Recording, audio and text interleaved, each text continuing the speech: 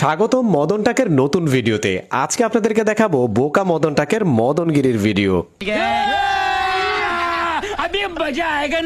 মদন টাকের মাথায় মাঝে মধ্যে সমস্যা দেখা দিলে সে মাল এভাবে কাঁধে করে নিয়ে যায় আর ট্রলি হাত দিয়ে টেনে নিয়ে যায়। তখন এই লোকটা তাকে বলে যে ভাই আপনি তো ট্রলিতে করে মালটা নিতে পারেন। তখন মদন টাক কথা শুনে ট্রলি এবং মাল দুইটাই কাঁধে করে নিয়ে যাচ্ছে। মাথা নষ্ট। তারপর দেখেন এখানে হেস্কুবলেট দিয়ে একটা গাছ কাটছিল, তখন একটা লোক এসে বললো যে ভাই আপনি ইলেকট্রিক এইটা দিয়ে কাটেন তাহলে আরো দ্রুত কাটবে। সে দেখেন করাতের মতো এটাকে ব্যবহার করতেছে, অথচ এটা কিন্তু ইলেকট্রিক, এটা দিয়ে কিন্তু সেকেন্ডেই গাছটা কাটা যেত। कौन है ये लोग? कहां से आते हैं? এখানে দেখেন আবার ইলেকট্রিক একটা চুলার ভিতরে পানি দিয়ে এটাকে আগুনের উপর বসায় দিছে, মানে কি বলবো। এখানে দেখেন আবার নুডলস খেতে গিয়ে কাঠিটা একটু বড় মনে হচ্ছে তার কাছে, সেজন্য দেখেন একেবারে কেটে ছোট করে নিয়েছে। আমার কথা হলো হাত দিয়ে তো খাওয়া যেত, শুধু শুধু কাঠি লাগানোর কি দরকার ছিল। এখানে দেখেন কি করেছে, পুরো কুমড়া গাছ সহ এখানে রান্না করেছে। এখন দেখেন বাটিতে নিতে পারতেছে না, খেতেও পারতেছে না, কি একটা অদ্ভুত কাজ।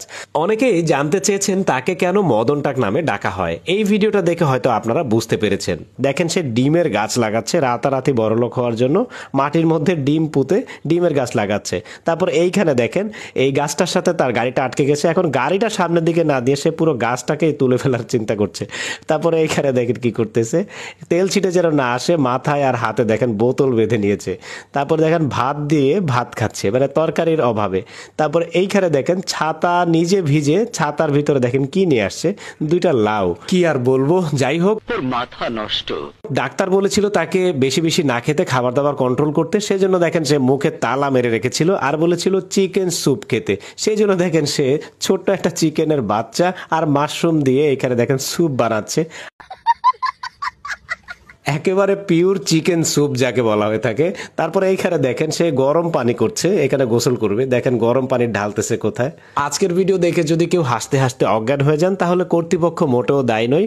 পরবর্তী এরকম মজার মজার ভিডিও পেতে আমার পেজ এবং চ্যানেলের সাথেই থাকুন, আর এই ভিডিওটি ভালো লাগলে শেয়ার করে দিন।